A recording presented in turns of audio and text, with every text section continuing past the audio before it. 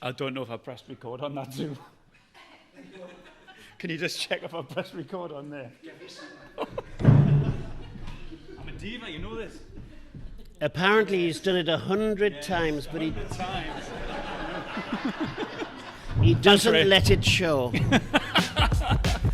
Welcome to the Industry Angel Podcast. We hear from the best business minds across the globe. Entrepreneurs, social influencers, marketing mavens, and sales rock stars. We've got them all. Here comes your weekly dose of inspiration with your host, Ian Farah. Okay, good evening and welcome to the August 2018 and the 100th edition of the Industry Angel. Woo!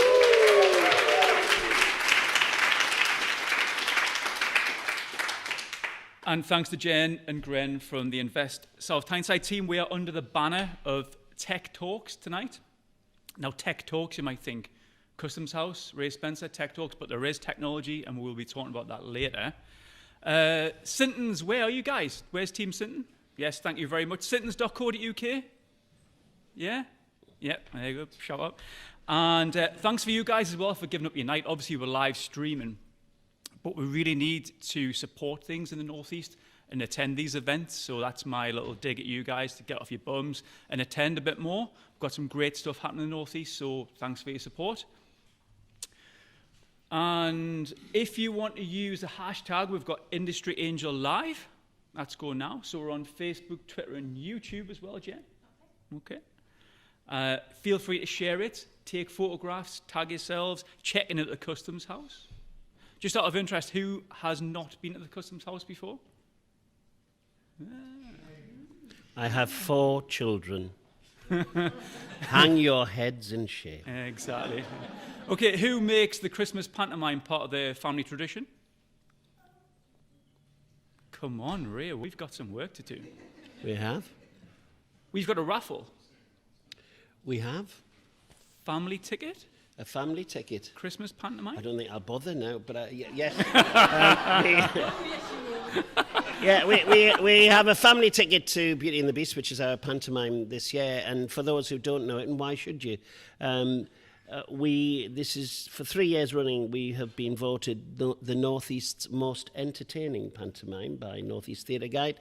And this year, in the Great British Panto Awards, we beat the London Palladium for the best designed panto. So there you go. Nicely done. Exactly, on the map. So what we'll do tonight then, Ray and I will chat for about 45 minutes. I'm going to take my watch off because Jen will tell me off and prompt me. We'll do a quick fire lightning round. We'll have some fun. We're going to do a quiz tonight for a minute on pantomimes. Because apparently Ray knows lots about them. We shall see. And we're going to do the raffle, and then we'll take some Q&A from the floor. So whilst we're talking, if you've got any burning questions, keep them in mind, and then you guys can ask Ray at the end of the night. Okay? I'm ready. Let's get the show on the road then. My tenters have not been hooked. You've been a bit apprehensive about this, haven't you? I'm very apprehensive. Don't worry about it. Right, so I better do the podcast bit. Okay, right. Oh, have we not started yet? Well, it's going to be longer than the Titanic, this. This is the 100th as well. Yes, it is, yeah. Right, okay. What have I not done? Right, okay. So today I am joined by the Director of the Customs House from South Shields. Welcome to the Industry Angel, Ray Spencer. Thank you very much. Thank you. That's like 3 rounds of applause before we even started. Yeah, that's right. Yeah. So, Ray, thanks for joining us this evening. Pleasure. And for hosting us here at the wonderful Customs House. Should we tell... I want to know a bit about you first, Ray, before we talk about Customs House. Not all of it's true. So, we probably... Who's Sandancers here? Yeah, so we'll know Ray affectionately as Tommy the Trumpeter as well. Yeah, so, I mean, my great-grandfather liked to be entertained by Ray. I'll tell you a true story. I was, for those who don't know, like people who don't come down to South Shields, for 25 years I was Tommy the Trumpeter, and my daughter, one of my daughters, is 16 now, and she's got a boyfriend for the first time. And yeah, I don't know why I'm out the house when they're in the house. Anyway, but for the first time. And he came to our house and he said, do you mind if I say something, Mr. Spencer? And I thought, respect. He said, do you mind if I say something, Mr. Spencer? And I said, not at all. He said, when my dad was little, he loved you as Tommy the Trumpeter.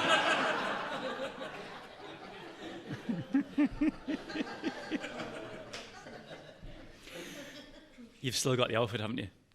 Actually, I haven't. They've gone into archive. Oh, really? Yeah, because one, I couldn't get it back into it, but two, somebody asked if they could be archived. One day when I die, they might put them on display or something. I don't know. That just reminded me, last time I met you, we were at some business awards at Temple Park, and I said, let's do this. And you said, yeah, it sounds good.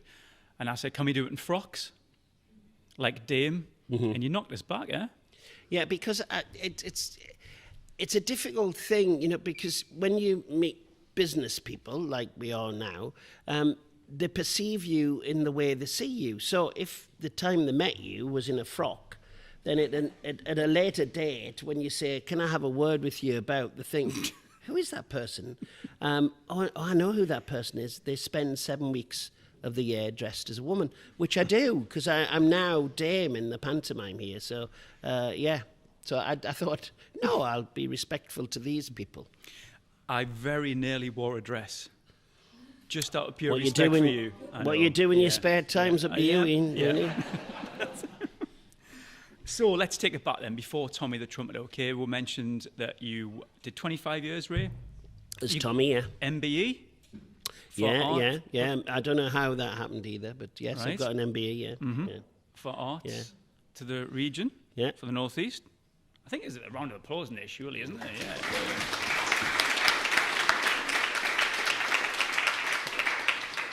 So let's wind it back, Ray. Where did your love of the arts come from? When did it start? The first time I ever went into a television studio, my first experience of technology in a television studio, I was 3. And I went on a charabanc, a bus journey, from our street to Tyne T Studios to see a television programme which was called The 1 O'Clock Show. And it went out live, guess the time, 1 o'clock. But before daytime telly, we used to have this 1 o'clock show. And I went along to it. And when we got there, they said I couldn't get in because I was not an adult. But it was the only way my mum could go, as if she took me. Anyway, they let me in the end. And there's a shot of me sitting on the stairs. The world was a different place then. You've got to remember this was 1960. So the celebrity chef that they had was making something a bit exotic. He was making a Spanish omelette. and the Spanish omelette was passed along the audience. No health and safety then. So the audience tasted it and passed it on. But apparently it arrived at me, and I was sitting on the steps between 2 lines of seats, and I was on camera eating this omelette on Tyne T's 1 o'clock show. So I think that's what gave me a taste both for Spanish omelette and show business. Okay, and that was 3-year-old? I was 3 years old, and the first thing I did probably was nativity in infants. And then what made me think I could do it professionally, I was actually training to be an accountant. And I know, it's unbelievable. It's been very useful, though. And I was 22, and I did a show with Alan Price, the musician, called HMS Kelly, which was about a ship built on the Tyne. And it was on BBC One, BBC Two. But the people who were working on it said, what's your next job? And I said, I'm going back to the hospital where I'm trained to be an accountant. And I said, oh, you should be doing this. Now, my dad worked as a corker burner in the yard behind me here for 42 years. And my dad was disappointed that at 15, I said I didn't want an apprenticeship. Thank you very much. He was really shocked because he said to me it was a job for life. I would have been unemployed for many decades by now. And so he was all right when I went off to be an accountant. But when I said at 22, do you know what, Dad? I'm going to give up being an accountant and I'm going to train to be an actor. Now, for a man who had lived by his own sweat and guile for all those years, it was a bit of a shock to have a son who wanted to be an actor, but it's what I wanted to do, so I went off to do that. And through various routes, I ended up here. You can't be skipping the various routes. I remember me, well, I can't tell you that story. Anyway, so I did my degree, and then I had a chance to move out of the region, and I didn't. And then I was a jobbing actor for a little bit. And then I used my acting skills to sell videotapes. Another bit of technology in my life. And the best people who bought videotapes were miners, because they worked funny shifts, and they had the money to buy the video machines. And I used to drive down to London and sort of buy a shed load of Superman 3s, put them in the back of the boot, drive back. So I'd be like getting there at 9 o'clock, so I was setting off at 4:30 in the morning, get down there, as soon as it was released, drive back up here, and I'd be all over the northeast selling Superman 3. Now this was in 1983-4 time, 1983-4. A videotape was £54 ex-VAT, and you were flogging it, and then they were renting it out all over the place. And we had a margin of about 15% on those tapes. So the miners' strike came, and guess what? The last thing on a miner's mind was buying a videotape or hiring a videotape. They didn't have any money. So it really impacted on our business. So then I walked into the college one day and I said, I'd like to train as a teacher. And they said, all right. And they said, just fill in your card. So I filled it in. They said, oh, is that your qualification in drama? And I said, yes, it is. They said, would you mind just coming in for 7 hours a week? Because we haven't got a drama teacher and we've got these classes. This is true. So I went in for 7 hours a week. And then they said, there's nobody to take the effing Wex. This was fabrication and welding students. To do general studies on a Monday from 4:30 to 5:30. Honestly, they gave it to a part-timer because nobody wanted to take on these kids. And they used to say to me, get there 10 minutes before because they'll go out the window if you're not in quick enough. And so I started doing part-time stuff, general study stuff, do a whole host of different courses. And then I eventually got a full-time job as a performing arts lecturer. And I had a great I had a great principal, John Wells, who believed that people who taught should put their hands on the tools. They should still remember how to do it. So he used to let me go off and perform elsewhere. So I went all over the place performing. And one of the things I did was work with John Miles. Music was my first love. That John Miles. And Tom Kelly. And we adapted a play called Machine Gunners, written by Robert Westall from North Shields. And we took it to Edinburgh, and it was a good success. But while we were there, Catherine Cookson died. And I said, you know what? We should do a musical about Tom and Catherine Cookson, not about our books, but what it was like to be married together together for 63 years. So we said, yeah, we'll do that. So we developed this musical. And I came here and said, we're going to do this musical. Can we do it there? And they said, oh, yes, yes, yes. So we launched it on Tyne Tees Telly in the February with Mike Neville, and it sold all the seats in February. We cast everybody and started rehearsing in August, this time of year, actually. And the guy who was then here said, can I have a word? And I said, yeah. He said, you'll want to pay everybody at the end of next week, won't you? And I said, yes. He said, well, I haven't got any money. So what do you mean? We sold all the seats. He said, I know. We've been spending that money since February to keep the place open. And they had, because the Customs House was in a terrible state, a parlous state. Anyway, the local authority stepped in to save it. And then I was asked for lunch by the Arts Council. I've never been asked for lunch by the Arts Council. And what I realised, it was an interview. It wasn't really lunch, it was an interview. And then they got me to apply, and they said, will you take the job over? So I was the 5th director in 5 years when I came to the Customs House. And I remember going in to tell my very gorgeous partner, I said, you know how I've got this job at the college and it's got great pension, great holidays, and only need to be on site for 30 hours a week. I said, what I'm going to do is take on the customs house on a 6-month temporary contract for no more money and only 20 days holiday a year. And she said, if it's what you want to do, you do it. Now she describes the customs house as the mistress I've never had, because it became just part of my life. And that was in 2000? Yeah, January the 10th, 2000, I started here. And my job was to keep it open, to rescue it. I had to write a recovery plan. And now, 18 years on, I'm still writing that recovery plan, because it's not moved on at all. It just gets harder and harder.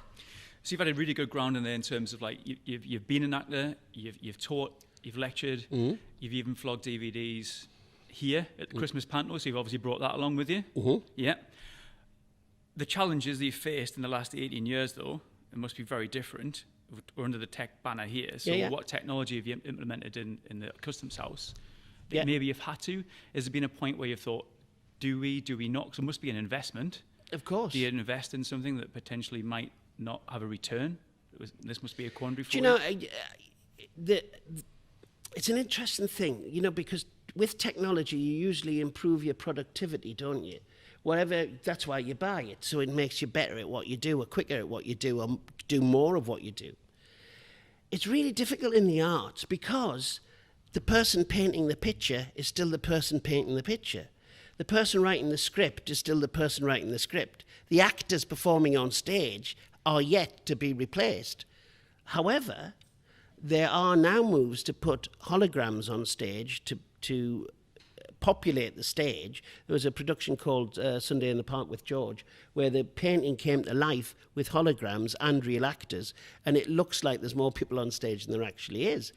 So theatre has always had to respond to technology, even from the Greeks built their amphitheatre so you could hear. They used to have 5,000 people being able to hear what they were saying. Romans used to flood the amphitheatre because they used hydraulics to bring galleons on and stuff. So technology has always been part of theatre. Victorians loved technology. And we've had to embrace technology. I mean, if even in modern times, if technology didn't exist, like these microphones, you would never have heard Sinatra. Sinatra would never have performed in a theatre without amplification. Just wouldn't have happened because his voice wasn't strong enough. So we embrace it now. So, we all wear these headsets when we're doing drama now. We use much more video than we used to, rather than have a painted backdrop all the time. We'll use video, we'll use graphics, we'll use all of those sort of things that you'd expect us. But audiences, you, can watch anything you want, any time of the day. You use all that GSI stuff, the computer-generated, GIS stuff, computer-generated, CGI stuff. That's it. Computer-generated stuff. I'll edit that bit out. Don't worry about it. So you expect your expectations quite high. So we've got to compete with that. So Thursday, we open When the Boat Comes In. When the Boat Comes In was based on a novel that was written about this very area that we're in. But it starts after the First World War. And so we've spent a lot of money and a lot of time doing surround sound soundscape, so you can hear what the actors are talking about. Not hear the actors, but what it sort of sets the mood for you. So in Psycho, in the film Psycho, when they go, you get all excited that she's going to be stabbed. Well, now soundscape round theatre is really important for pointing the audience to the emotion that the director wants them to have. So that's a massive part of it. All of our lights now are intelligent lighting. Yeah, so many times before you'd say, "Oh, that red one, can you make it blue?" Yeah, I'll just get the ladders out and I'll just go up there and I'll change it and I'll go back up and put the red one in. And the time Now you say, can you make that red one blue? And they go, yeah. And it's done instantly. And a lot of the people who visit theatres, touring companies, will now arrive with what is in effect a stick and plug it into the industry standard lighting board, and the lights go, right, we're ready. It's changed dramatically, that sort of turnover time. But what you can't, our biggest cost, as in most businesses, is the bloody actors. And the sooner we get robotics, the better for me. Just out of personal interest for me, being an audiophile, everything's got to be sounding correct. Digitally now, you've got digital sound, you've got digital lights. Was it better? Was the lighting better with the old lights and the old bulbs, though? There's a massive debate. She's been researching.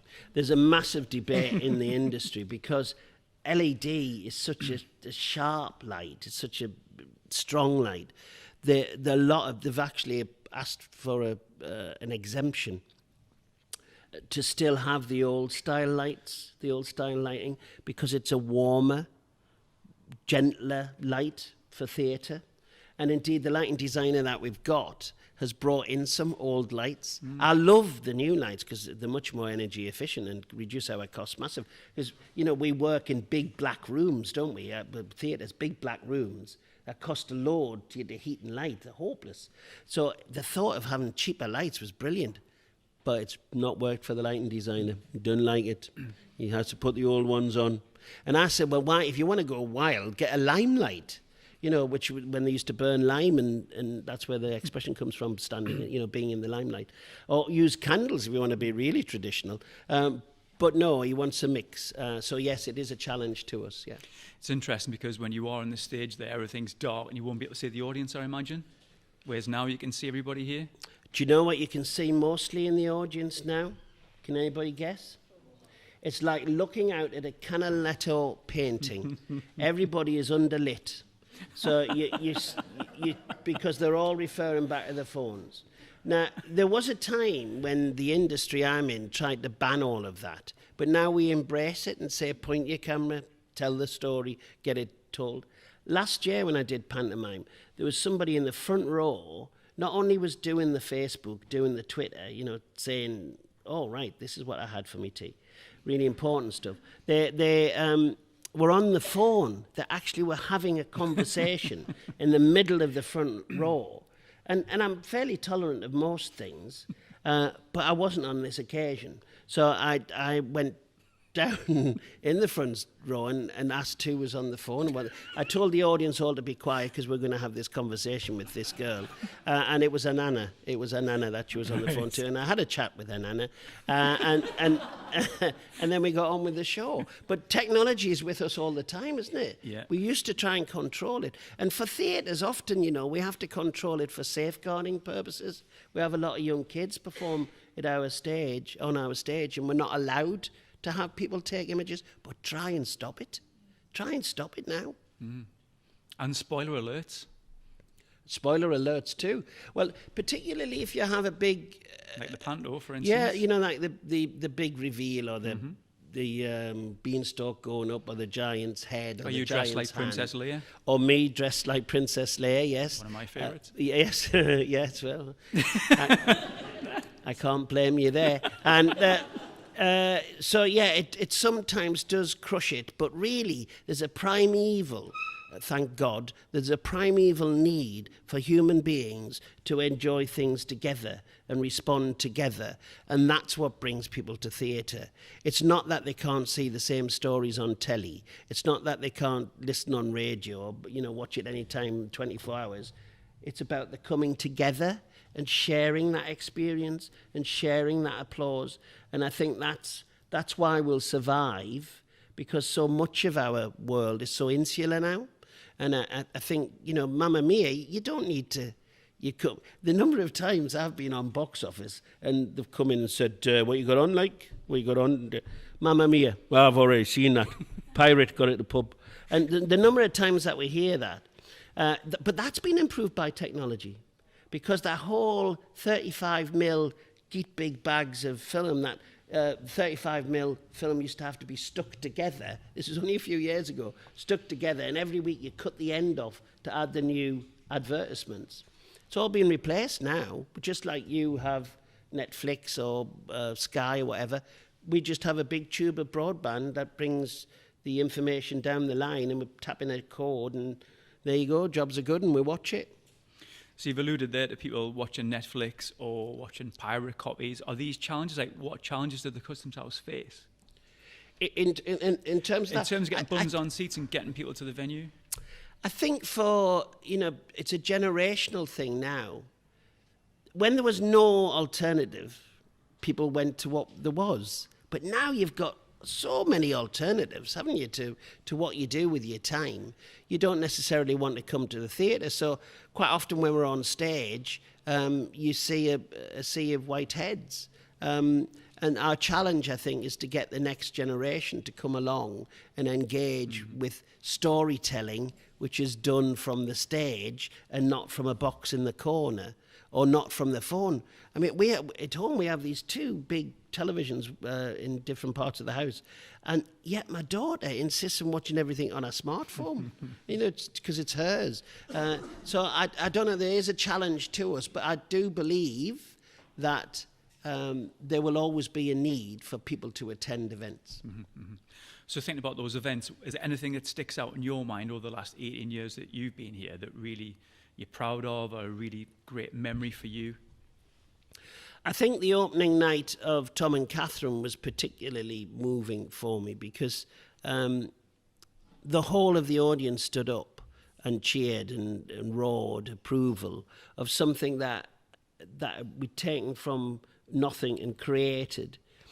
And that's not changed for me, really. I love to tell stories about our region, so about our area in particular.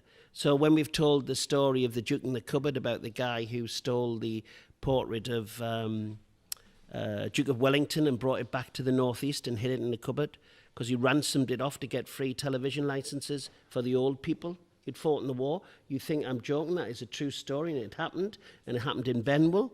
And look at the first James Bond movie references it. Anyway, or the story about Kirkpatrick, the guy who was the man and the donkey, or the riots that we had outside here in the 1930s. I love telling those stories. And so when the board comes in that we've got this week, I hope it's going to be really significant because the themes in it are universal. And it is so special to have a world premiere, to buy the rights for the book and then bring it to the stage and see how people react to it. And I think it'll be really special when they see it. I've seen it in rehearsal, and I'm really keen to see it. So whenever we bring anything that's new, I love. But special, really special to me, when I was little, I used to see things in little books, and some were colour and some weren't. Can you remember those days when everything wasn't colourful and books were books? And then I went to the Louvre and saw what a Delacroix was and a El Greco was, and I went, oh my God, they're amazing. I really got excited. The rest of my life, I've tried to make other people get that buzz from doing art. So last week I went to Edinburgh, and I went to see a lad who was from Gorse Avenue. If anybody doesn't know Gorse Avenue, it's the Nook. If anybody doesn't know the Nook's like a quaint little fishing village at the north. It's where Jason Cook described the place you can get any gear you want, and he wasn't talking about clothes. Anyway, so it was quite a tough thing. And I worked with that lad who school hadn't served him well. This is many years ago. And we got him to go to drama school and things by raising money and took him from the Nook. And last week I went to Edinburgh Festival, and there he was with his own production company. He'd written the play, he'd directed the play. It is getting great reviews, and he started at the Nook and Shields. And I'd like to think that part of where he's got to was his journey here, both Customs House and the college before that. But that's what really floats me boat now. Seeing people come through, whether it's Joe or Jade or Jamie out of Calabro, all of whom started singing on our stage, that's what floats me boat. There's a community feel to this, and you've got a community here, Ray, you've got a business community here. So what can we do? You're smiling there. What can we do as a business community to help the Customs House?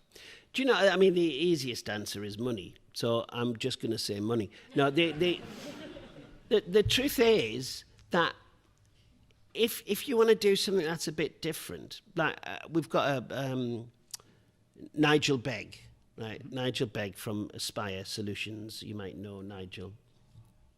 He's going to appear on our pantomime, right? He's going to appear on his pantomime because the staff want him to, right? They want to humiliate him. They want us to.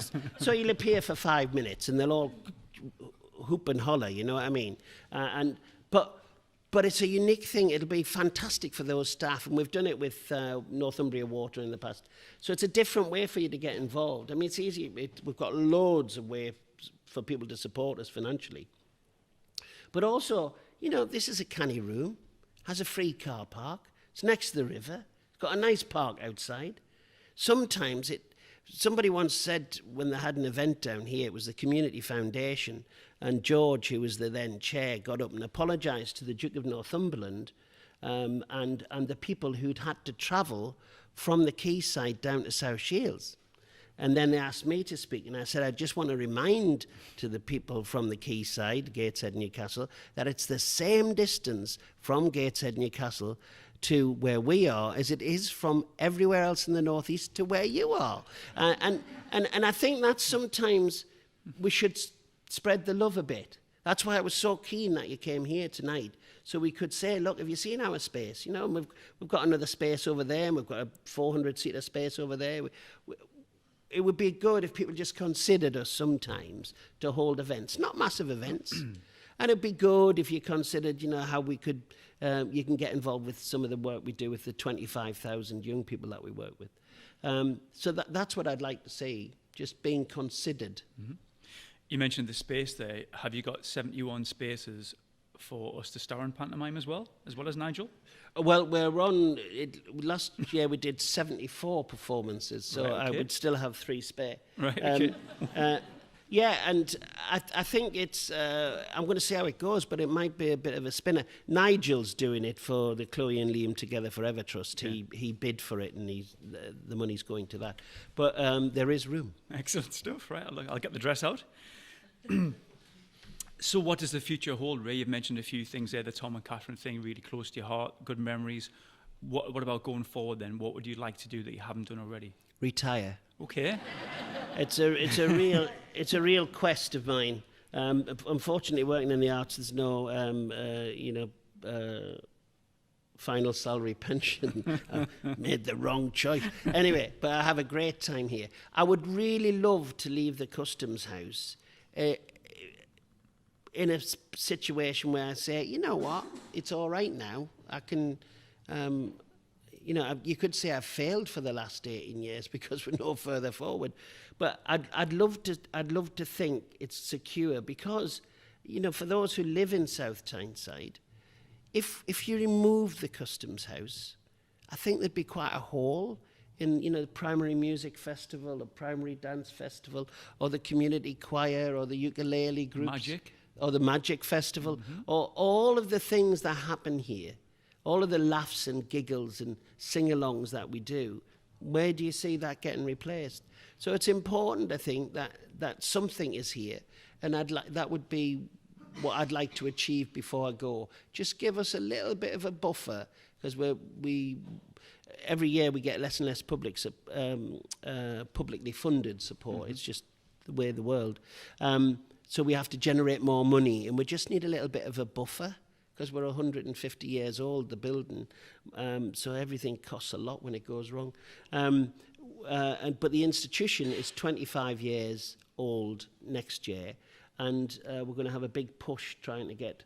I'm looking for 250 people to give me £1,000, and not me personally, the organisation. But we are having again, isn't it? But we are having other schemes as well. But that's my holy grail is to raise $250,000, and then I can look to leaving. Can I drill into that a little bit? How are you going to do that?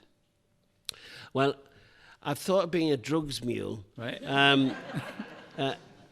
I think there are some people who will be happy to do that. Okay. There'll be other opportunities for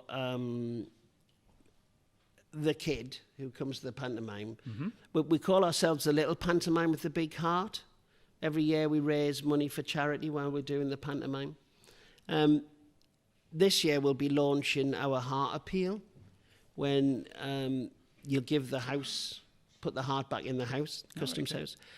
So people will be able to invest in that. A bit like Great North Museum, if anybody's been there. You know, you can buy a butterfly and put your name on it. Well, you'll be able to buy a heart, and we'll be putting those up on the wall. Like a brick at the Stadium of Light? Like a brick at the Stadium of Light, yes. Very much like a brick at the Could I get a brick here if it's 250-year-old? Would you mind if I took a chisel and just put my name on the side of the wall? If you gave me the 250,000, you could, yeah.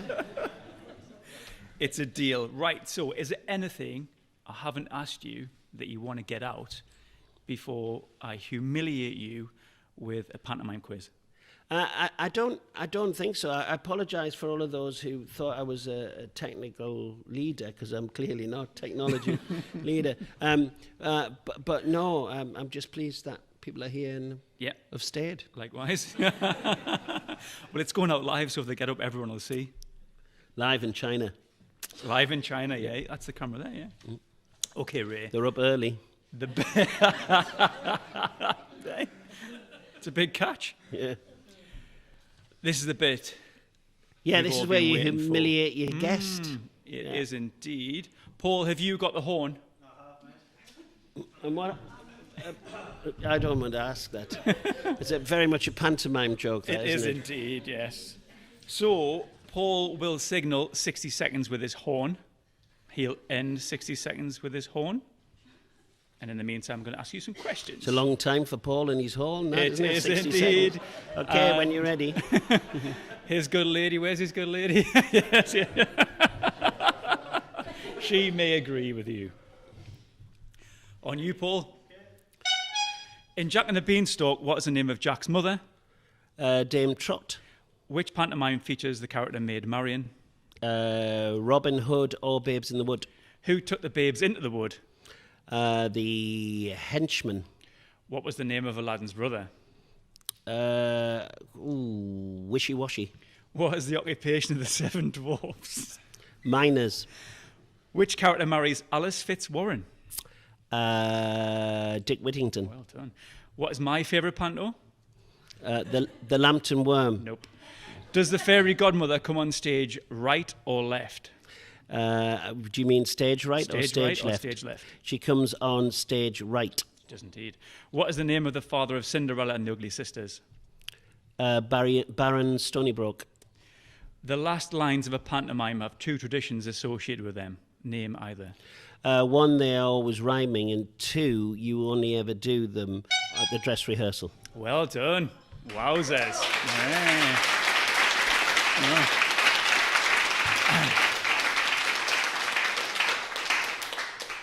You do indeed know about pantomimes. Do you know, you're asking about future things, what I'd love to get to, because when I stop doing this, I don't want to stop doing pantomime. While I've still got legs, I would like to do pantomime. But if I get to 2024,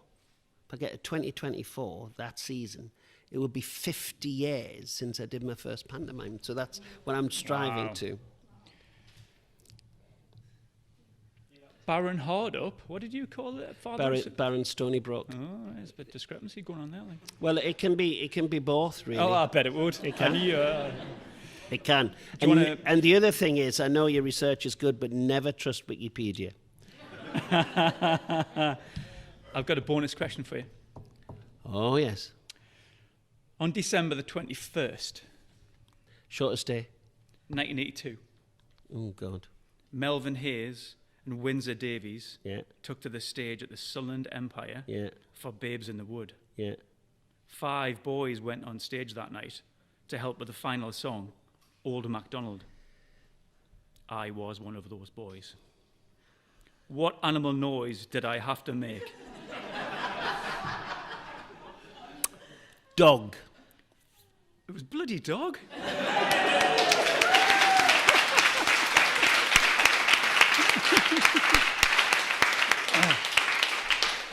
I actually made the noise of a pig.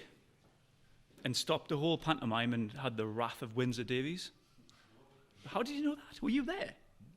Did I? How do you know I was a dog? Well, do you know, children are not very inventive, and it was either going to be pig, dog, sheep, cow, or something else, horse. And I thought, dog. I look like a dog kind of guy. Dog. Thanks very much. Right, what we'll do then, we'll take some questions and answers from the floor. I think we've got time for about 3 questions. And I'm going to pull this.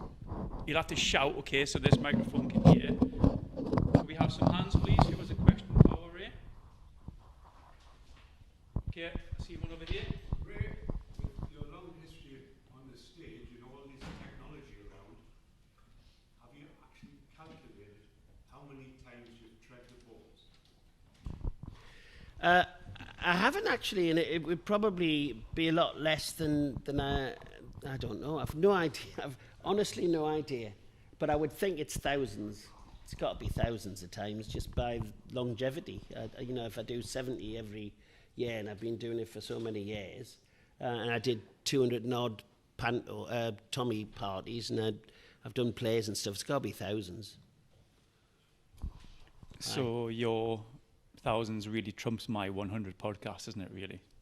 Not really, because you play to 100. You play to 100 countries, allegedly. So Lee's going to make me repeat this question. So Nev, nice and succinct, my friend. Well, it's like a huge question. Is it? It's a 4-parter. Okay, I'll try and... I'm just wondered, with technology, you talked about your daughter with the smartphone in front of her and attention spans. Have you had to change any of the content to match that short attention span, that instant gratification that they all get? So are you changing content to match what people are doing, or we just do what you've always done? Are you Hold on. It's all right. Are you changing content, Ray? I've always been premature. That's why I've got 4 kids. To adjust with shorter attention spans, are you changing content? It is much more whizzy than it used to be. It's much more punchy. But the real challenge now when doing pantomime is cultural references.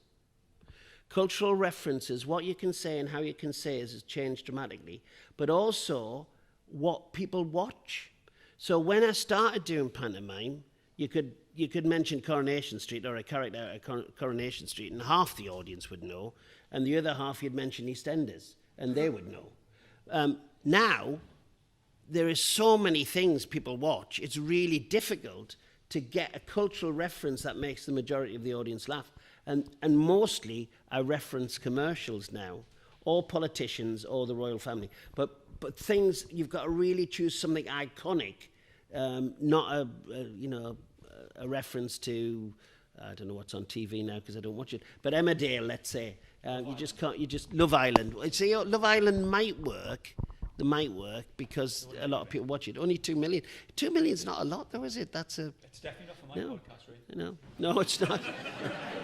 Well, if China's watching it.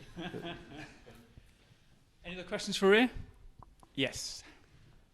When you were Tommy the Trumpeter in a past life, you made a tape, and I drove all the way to Spain and listened to it over and over again because that's the only thing that kept the kids quiet. Unfortunately, I've now lost that tape. With technology, can I download it? I think I've still Can got... we download the Tommy the Trumpeter tape? I think I've probably still got 500 copies of it left. In the back of your car? Yeah, it was one of those things. I think it might be on YouTube. I think it might be. I haven't put it on, but it might be. But there's still some CDs around of DVDs of the show. Yeah, there used to be. I'll tell you a funny. I've got time to tell a story. You've got time? It better be funny, though. Well, it's not very funny. We haven't got time, then. People have different opinions of that tape.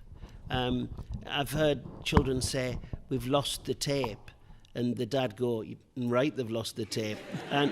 But when Tommy the Trumpeter was got quite a following. And I used to do a Saturday morning club in the middle of the winter, and we used to get queues, like 400 people came to the Saturday morning club.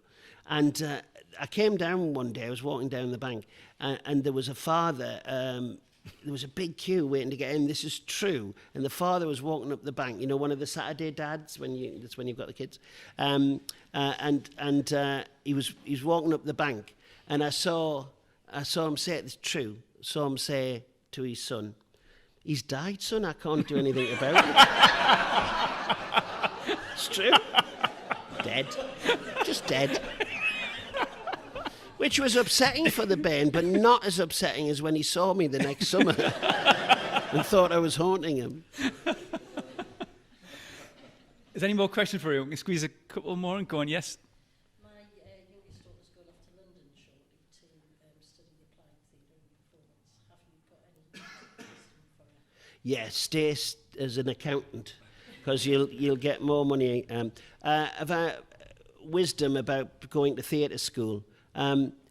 My daughter, who's now 24, she is an actress and a singer, and she had the dream of being a star. In fact, she's been in the movies, she's been on TV, played on Radio 1, all of those things. But the thing that made her most money this year was being Luigi from the Mario Brothers around McDonald's restaurants for 31 consecutive days around the country, cooking inside this costume. So I think the reality is that every year, somebody told me a figure the other day, we produce 10,000 professional dancers every year in this country. 10,000 professional dancers, qualified dancers. There are approximately 3,000 jobs for dancers every year. But every year we're producing another 10,000. And it's very much in the acting game as well. There's a lot more, you know, theme parks and commercials and the proliferation of channels. There's a lot more work out there, but the money's less. I'll tell you, have I got time? Go for your life. I'm going to drop two names here, but it's not because of drop the names, it's to give you an example of how bad the business is now. Tim Healy did his video here, you know, DVD to sell. And he was here with Denise, they were still together then. And I was talking about the business in general. And Tim said it's completely messed up. And I said, what do you mean? And he said, 30 years ago, when I was in Alvida St. Pet, as an unknown on ITV, completely unknown, now, 30 years ahead, I'm a name. I'm appearing in Coronation Street because he was at the time. He said, I'm on the same money. Not, you know, proportionally more because of inflation. Exactly the same money as a name. And Denise was saying, and worse than that now, back in those days, you only needed to do one program. If you watch television now, how many times you see the same actors in a whole load of shows? They only used to have to do one program because they made so much money. 6 weeks doing Dad's Army, jobs are good. But not now. So Denise was saying you turn up now to be the driver, the taxi driver, and there's 4 household names all trying to get the same job because the business is so bad. They need the money, they need to work. I think that's, you know, it's not telling you that it's going to be brilliant, but it's a tough business. I would agree with that. Yeah. My daughter, when she was played on Radio 1, I thought she was going to be me pension, but nope, didn't happen. Good stuff. Let's do a raffle. Oh, good. Go on then, last question. Yes, it's not a question, quite a Okay. question. Cultural Diversity Day, how about doing some Bollywood in your pantomime? We've got Afnan Prince this year in our pantomime. Afnan's been in 2, 3, 4 times, I think. I think there's no reason we shouldn't do a bit of Bollywood. Well, you see, it'd be lovely for you to pop on and do it, but would you pop on and do it 74 times? and would you pop on and do it at 10 o'clock in the morning, 1 o'clock in the afternoon, and then do it all again at 6:30? And, you know, through the cold and the the illnesses and stuff, that's the real challenge. It's everybody comes and says, isn't it great? Yeah, get up with flu and no, you have to do 3 shows that day. Can I tell another quick story? Honestly, this is a funny story to finish with, though, about the difference of working. We had an opera singer join us in pantomime when we did Alice in Wonderland, playing the Queen of Hearts. And I had no idea how opera singers work. Does anybody know how opera singers work? Well, basically, opera singers don't sing the day after they sing. Fantastic job, isn't it? You have to have a day off the day you work, right? And I rang this opera singer, so I don't tell you who it is, but I rang the agent and said, how much is it to have it? And they said £2,000. And I said, I don't pay anybody £2,000 a week. She said, no, per performance. And she's off every day. I said, nah, I'm not doing that. Anyway, she did it anyway for a much cheaper rate. But she'd never sang at 10 o'clock in the morning. And she'd never, ever done 3 shows in a day. That was just crazy. But she wanted to do it because she was from the town and she was coming towards retirement. So somebody said to her, what you'll need to do is just to keep the vocal cords warm all the time. And what we suggest is that you try a little bit of port, just a little bit of port. So on the first 3 show day, she was fine until the last performance when she came bouncing down the corridor. Absolutely bladdered to go on to do the final scene because she'd been taking a little bit of port all day. Anyway, there you go. Thank you very much for that, really. It's good stuff. Paul, have you left your horn now? I have. Excellent, thank you very much. And now we are going to pick somebody out of the hat. So everybody who's registered tonight and hasn't just rocked up should be in this bucket. Well swirled. Do you want to read that or do you want me to read it? Yeah, you read that one. And the winner is Andrew Purvis. Haha. Now, Andrew Purvis is in Spain. If you're watching... But if you believe his publicity, he's right behind that camera now. Pick again. Pick again. Sorry, Andrew. Yeah? Going well. You've got to be in the room. Got to be in the room to win it. Okay, this is, oh, well, there you go. It is Duncan Yellowlees. Duncan? Duncan is in Edinburgh.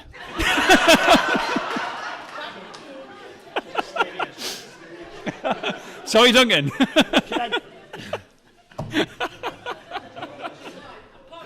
He isn't. Ray Spencer. Well, I know he's here. Sean Goldfinch. Hey!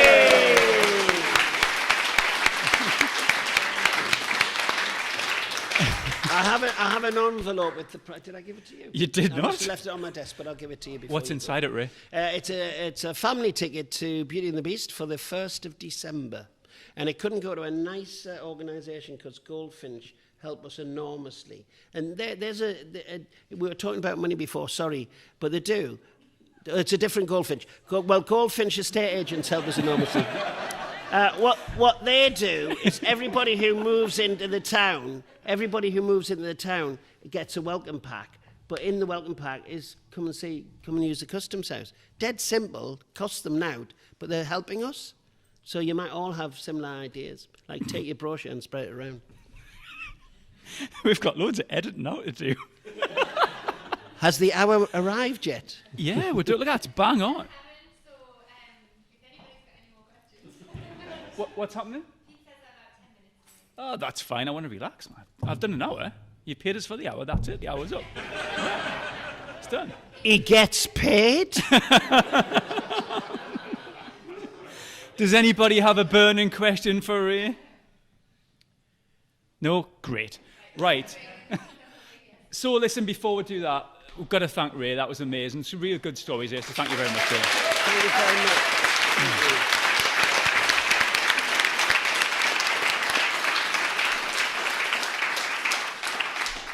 Thank you to Team Angels, who have got Lee there at the back, who always plays a blinder. I always stress him right out to the last minute. So thank you very much, Lee.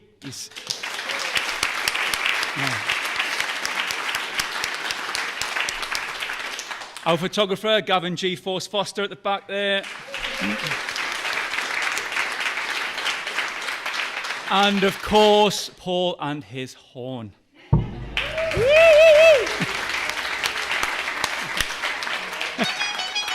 That's it. It's over. Thank you very much. Thank you.